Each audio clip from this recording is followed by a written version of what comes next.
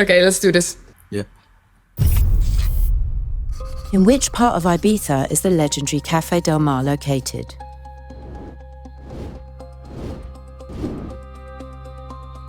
Yeah, this is... Ooh.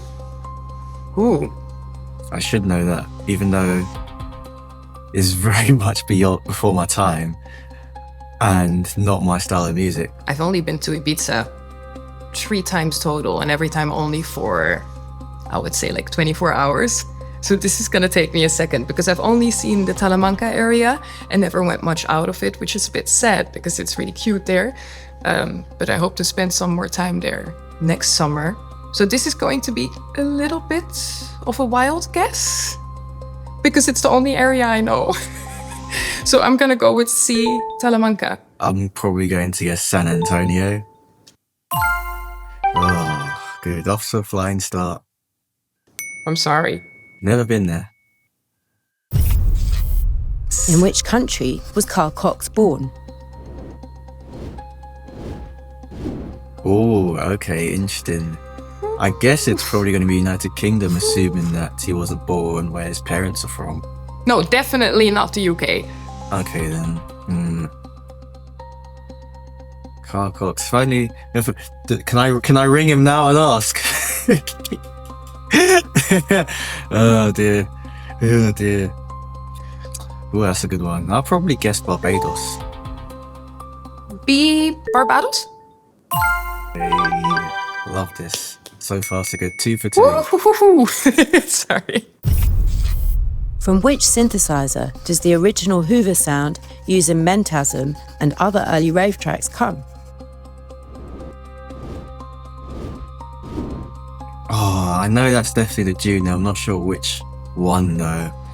I'm thinking because of the time, it's the Roland Alpha Uno, especially because it's making a lot of these sounds. The Uno 106 is too warm. It cannot come from that. A, Roland Alpha Juno. My guess is probably going to be the Alpha Juno.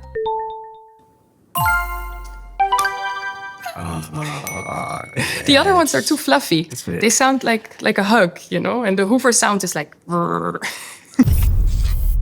What was the main goal in founding the Female Pressure Network? Ooh.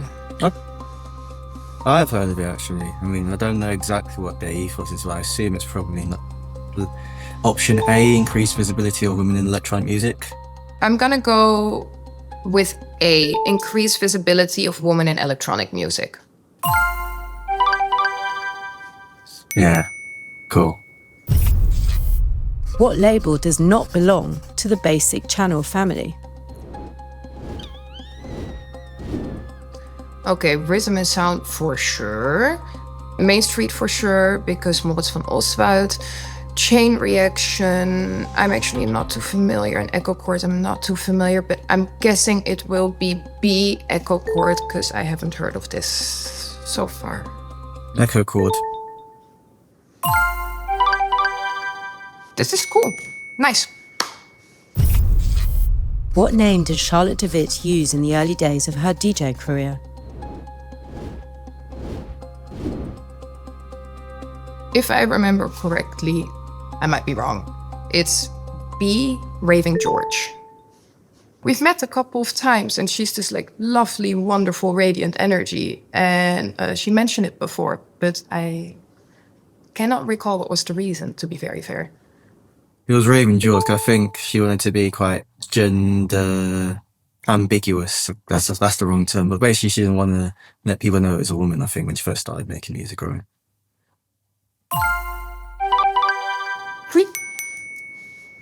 I'm like a sponge when it comes to music trivia most times. If I cross paths with it, I don't even try to remember it. It just links in somehow. At which venue did Fabio and Grooverider become key figures in early jungle? Ooh, this one is hard for me. Even though I know Fabio and Grooverider and their music is incredible, I actually wouldn't know what place made them key figures in jungle, to be very fair. I mean, I'm gonna go with the only thing that seems familiar for me right now. Do not put that in there. I'm gonna go with A, Metalhead Sunday Sessions. Rage at Heaven. It was probably like 89, 90, yeah, probably the early breakbeat scene, laying the foundations of that. Yeah, I mean, like, because even though Speed is run by Fabio, probably, if you're thinking about where they first cut their teeth as DJs, it would have to be Rage at Heaven. Sounds like a place I would love to be at, to be honest, but I didn't know. Yeah. I would be curious because I feel like when Jungle was first getting made and like tunes were getting like broken, like first time it ever played to crowds, the reactions must have been like otherworldly. So it'd be really cool to experience that and also get to see the music existing as a culture and not just like a music that people are into. Which UK mastering engineer is known in vinyl runouts as Simon at the Exchange? They're all Simons. Yeah, I'm not gonna lie, guys. This is one where I'm definitely not too sure of my answer. Do not kill me. Do not come for me. I'm gonna go for a wild Simon guess. I'm B or C. I mean, they sound very much like they would be one of the Simons, Vinestock or Davy. Now, I feel like Simon Davy is a name I have heard elsewhere. I'm gonna go for B, Simon Vinestock. Well, considering I've used him for nearly every single Future Retro release, I'll probably say Simon Davy. So yeah, big up Simon. He did a lot of the Metalheads and the Moving Shadow releases, which I've got a lot of them on vinyl. And I think when I was going with them, because I've been releasing multiple labels, I've used quite a few of them. So I've used him, I've used Bo at 1087, I've used Shane at Final Tweak, Lewis at Star Delta. But I think I just don't know. For the first two releases, I just wanted to I knew that Simon's probably like the most reliable one to get it right first time. So I sort of wanted to go with him. And then when that was done and got it right, I think I just stuck with it really. I've done pretty much every single one besides 2 or 3 of them, which were like joint projects of other labels to use different mastering engineers. I like it, even though I don't know too many details about certain subjects because maybe it just didn't cross my path yet so far. It's still nice to be able to be like, oh, I didn't know, but now I know, and then I will look into it also afterwards, which is nice. On which label did the first official Drexciya release appear?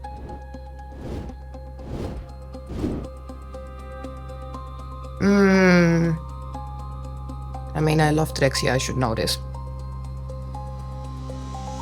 D, 430 West. I feel like this is probably going to be a curveball answer, but I'm going to try and play it safe with You Are Underground Resistance. Please let that be the one. Ah! Oh yeah, I would never have got that one. I'm not a huge fan of electro, but like the tunes that they've made are like really fantastic, and like I feel like there's not a huge amount of electronic music of like a whole concept and backstory behind the alias, and they did really well to sort of create one. Which piece of outboard gear was key to Daft Punk's iconic compression pump before digital plugins existed? Oh, let's get nerdy. Oh my days. Jeez. Now this is niche. For me it is anyway. Yeah, you definitely got me on the one nerdy question where I will probably fail. The compressors are not my favorite thing in the universe because especially when I started producing, I had a very hard time understanding how to work them, even though I also use mostly hardware compressors, and if I use plugins, I'm fighting myself. I'm like, does it sound better like this? I am not sure. So yeah, I'm actually always kind of fighting with them. I feel like I'm gonna get this wrong. I'm gonna go with C, LA to A. The 3630 A? It's actually Oasis. Oh. In terms of like the studio gear layout, I'm baffled. That was a guess. Which director is responsible for some of the most iconic Aphex Twin videos?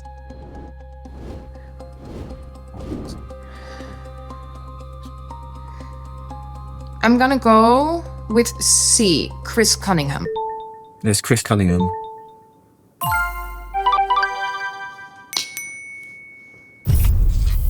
Which artist's work is more closely shaped by the Buchla synthesizer than almost any other?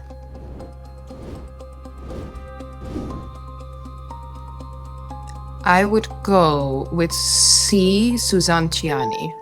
I'm probably going to get butchered in the comments for saying her name wrong. Is it Suzanne Ciani? Okay, good. Actually, I own a Buchla and it's my favorite thing that I have in the studio. It's just the one machine for me that is so incredibly alive. It has its own soul. And I used to watch a lot of videos of people like Suzanne and also Caitlin Aurora Smith, if I pronounced that correctly. And I mean, they really inspired me to get one and actually just go for it. It's just such a dreamy, beautiful thing. Yeah. I don't know. I love it. It stole my heart. Like, since the beginning. And I actually didn't have the budget to buy one until very recently. And I was really picking it up with all my pride. Like,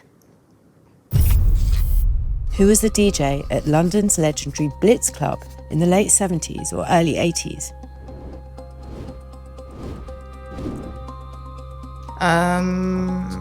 I'm gonna go with B, Boy George.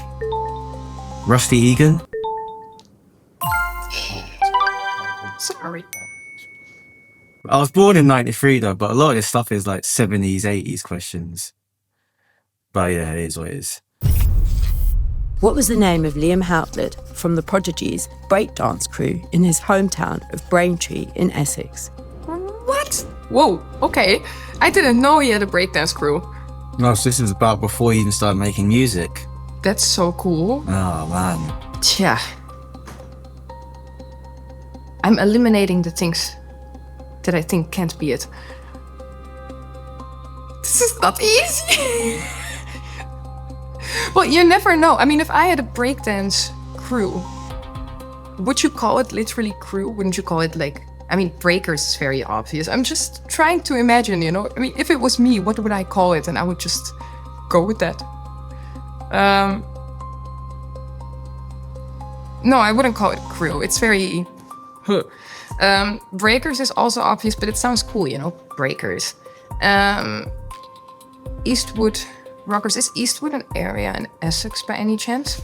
I don't think so. Then I'm gonna go with B, Pure City Breakers. Let's go with Broken Class Street Crew. Damn. Which producers are widely credited for pioneering the early use of complex time-stretching techniques that later shaped mid-90s drum and bass production?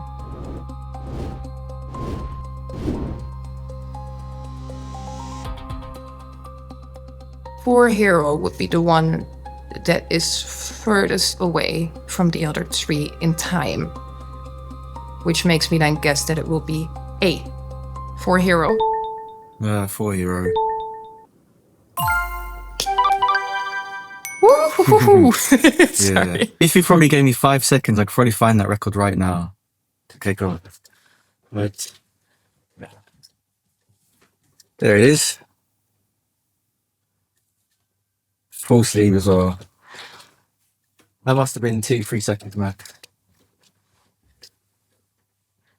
Yeah, I'd say they're massively underrated because like I felt like maybe around the time when drum and bass started to become really big, as much as they did their really good album 2 Pages, I think they both separately and together went into different styles of music, which I guess sort of took them out of this drum and bass like lineage that people long often remember. And also because they're both now doing separate solo things, which are very different, with Manix and Tech9. Well, Digo now doing his Broken Beat stuff and 2000 Black, and then, well, I guess Manix is now back doing hardcore stuff, but like, because I guess their music was so like experimental, not necessarily for the dance floor, so they didn't really get like the anthems in the way that like you probably have from other people, like you mentioned, like Goldie and Bookham and other people like that. Even though their stuff was also very experimental, but I wasn't maybe as experimental. And then also, I guess, the fact that like They have an alias called Tom and Jerry, which is very much more dancehall stuff, but like the presses are very limited, and that's got like I guess maybe more cult status amongst collectors than like known notoriety. Which pseudonym does not belong to Karl Leckerbusch?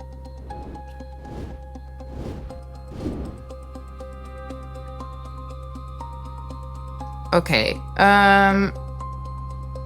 Funky Rhythm Doctor, yes. Fred, yes. Leave C and D.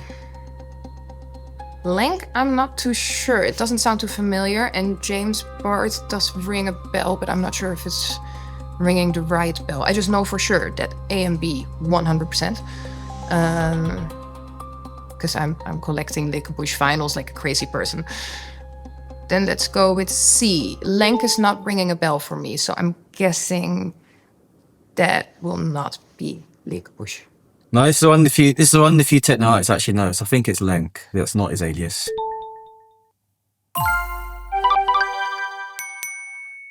Most of the time, I think I bought something really great and new. And I remember when I first got my first Fred vinyl, and it's this really nice orange packaged double vinyl. It's great. I do not know what the tracks are called, but it's just really, really great. And then I was listening to it, I was like, oh, it sounds so good, it sounds so groovy. And then I look at like the part where it says produced by, and then it says like Carrie Leckerbusch in very small letters. And I'm like, oh no, not again. This keeps happening to me. I keep buying more and more from this man because it's just great. But very often unconsciously. And then I found out afterwards and I'm like, makes sense?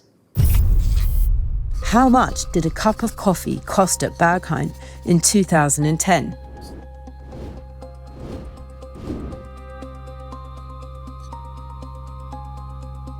€1. I have no clue at all. I'm gonna guess €1.50. Damn. €1 for a cup of coffee. That's crazy. I guess 2010. That's like 15 years ago. But wow. Blimey. Was that it? Fantastic. Thank you, Holger. Yeah, and we recorded it all.